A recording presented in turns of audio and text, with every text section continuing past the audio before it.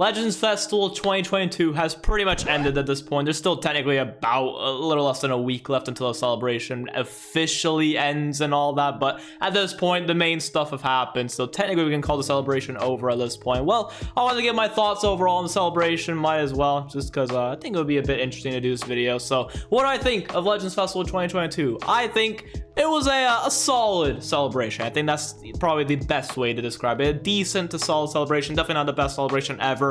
I would definitely say it was better than the 4th anniversary, 100%. Had its issues for sure. Definitely had a bit of a weak start to the beginning, but I think definitely ended off with a strong ending for sure, especially with, of course, the boy Ultra Gogeta Blue releasing. That was definitely easy. The biggest W of the whole celebration, and probably the biggest W of Legends history, to be honest, because they ended the celebration off and the year off just with the biggest W they could have possibly had, honestly. So at least there's that. But in terms of Star Celebration with Tag Force releasing all stuff, definitely a hype release and a cool release and all that. Definitely maybe underappreciated, I guess, just because of the fact that we all thought they were going to be fusing the Super Saiyan 4 Gogeta, and well, they didn't. So at that point, it was kind of the community's fault, I guess, just for kind of overhyping them and think they were going to do that, when in reality we should have probably expected they weren't really going to do that. But it is what it is. But Tag Force definitely a solid release for sure. The first part of the celebration was definitely solid. We had a decent bit of content to start. They also gave off a lot of free stuff and all that. Then we had to wait until part 2, which I will definitely say the wait from part 1 to then go into part 2, we had to wait about what, like 3 weeks or something between those parts.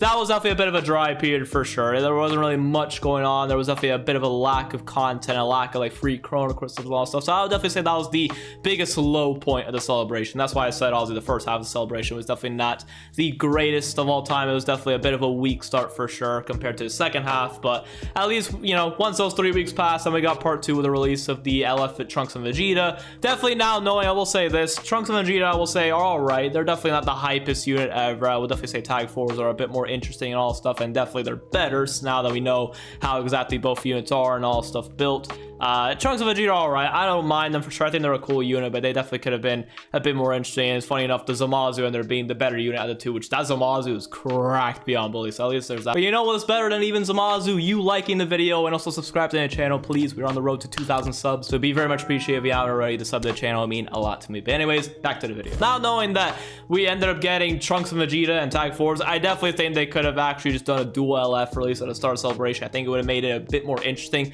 Yeah, Trunks and Vegeta definitely still wouldn't be the hypest option ever, and we still would have been somewhat disappointed, I guess, or underwhelmed with the fact that Tag Force didn't fuse in the Super Saiyan 4 Gogeta, but still would have been a lot more interesting, a lot more hype. And at that point, then Ultra Gogeta Blue maybe could have come out a little bit earlier potentially, so at that point the celebration wouldn't have felt as dragged on and all that. I don't know. I think that's definitely another issue with the celebration. Also, even with the 4th anniversary, was normally in the past with these big celebrations, they start off the celebration with a bang, with a dual LF banner and all stuff, so you get that initial wave of hype and all. It's like, oh my god, we got these new 2 LF characters, and it's just crazy hype and all that. Everyone's just happy and just celebrating and all that. And then at that point, we know next month we're going to be getting the second part, which usually is the ending of the celebration and all stuff. So it's basically about like a month, pretty much a month and a half pretty much of just the celebration. But this time around we had 3 parts, with just part 1 being the first banner, and then it's basically they just dragged the celebration on for absolutely no reason, but just by splitting the 2 banners from the beginning that we normally would get in one part,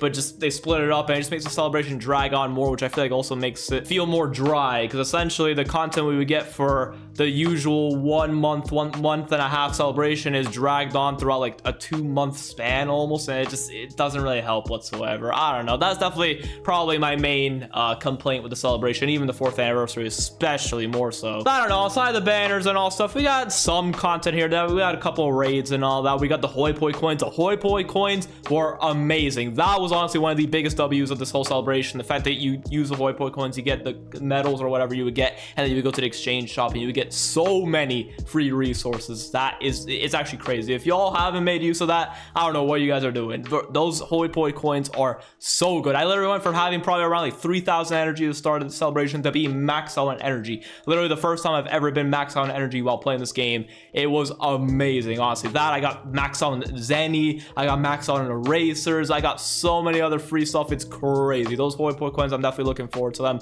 Hopefully, returning them in the future and all stuff. That was definitely a very, very good format for sure. So big W right there, obviously. That, they definitely gave out a lot of free LFZ power for sure. Definitely, obviously not, I don't know exactly how much LFZ power they gave out throughout the entirety of the celebration. If anyone can, you know, let me know down in the comment section down below, feel free. But I don't know, they definitely gave out a decent bit for sure. No like 600 LFZ power or anything like that, but they did give out a lot of 100 ones, so still a decent amount of free LFZ power they ended up giving. Even free chrono crystals, they definitely gave out a decent bit for sure. Obviously, again, definitely during the bit of dry period we had between part 1 and part 2, it definitely feels like they didn't really give out that much during then, but just at least from the rest of the celebration, regardless, you know, in the end they ended up giving out a decent bit from the missions, you know, PvP rewards, obviously, even tournament of power, even just free chrono crystals. Heck, they just gave out 1,000 chrono crystals for free just as like an appreciation thing just like a couple days ago now at this point. So definitely a decent amount of free chrono crystals for sure, so at least that's definitely a good thing for sure. And then of course the big finale of Legends Festival, Ultra Gogeta Blue, massive W right there, a very hyped character for sure, the savior of Legends Festival pretty much for a majority of people. It definitely made things a lot more interesting. It was a nice way to end off the year with a bang and all that.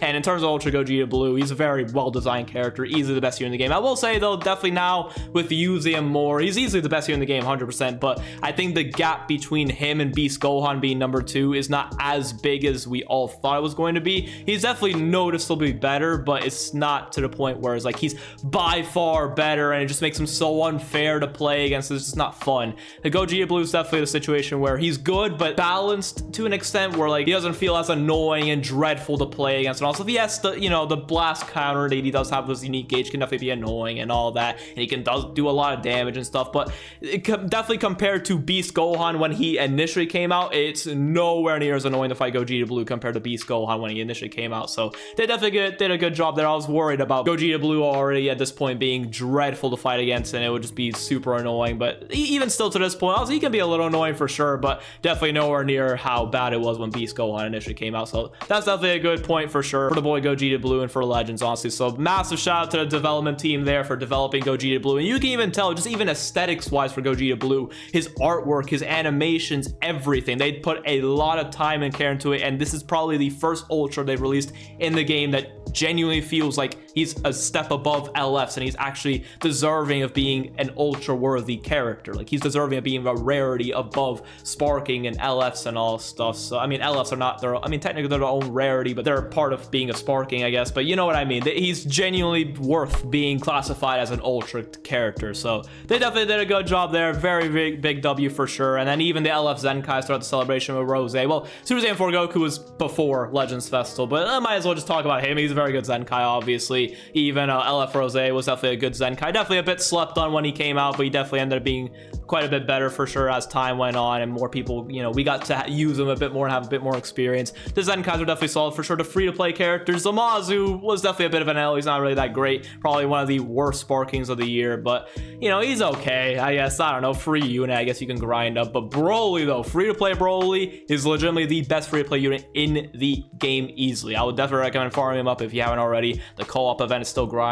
live at the time of recording this, and they even released a full power battle as well to get even extra Z power for him. So definitely if you haven't grinded him up, I would 100% recommend grinding him up. He is a very good option for your movie teams and all stuff. So definitely big W in terms of the free-to-play characters and all stuff. And then even tied to the full power battle, they even released a brand new plat equip that can immediately awaken as well, and that equip proved to be very good. And now we know that the GT plat equip they threw out earlier in the beginning of the celebration is actually very good as well. So they threw out some even solid plat equips as well.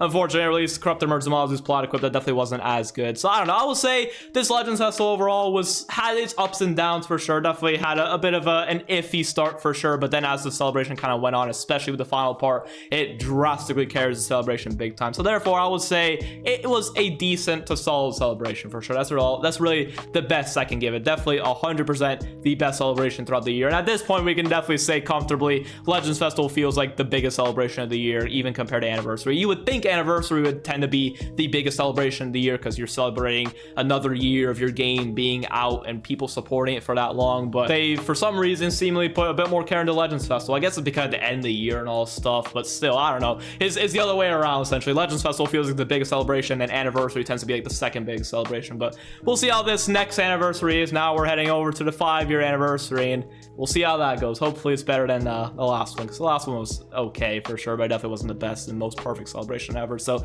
we'll see. I don't know, but hope you guys enjoyed this video. Definitely leave down below in the comment section, you know, what you guys think of Legends Festival 2022 and all stuff. And yeah, if you enjoyed the video, leave it down below and sub to the channel. Currently on the road to 2,000 subs. And with that being said, I will see y'all in the next one. Peace out. Have a great one, y'all.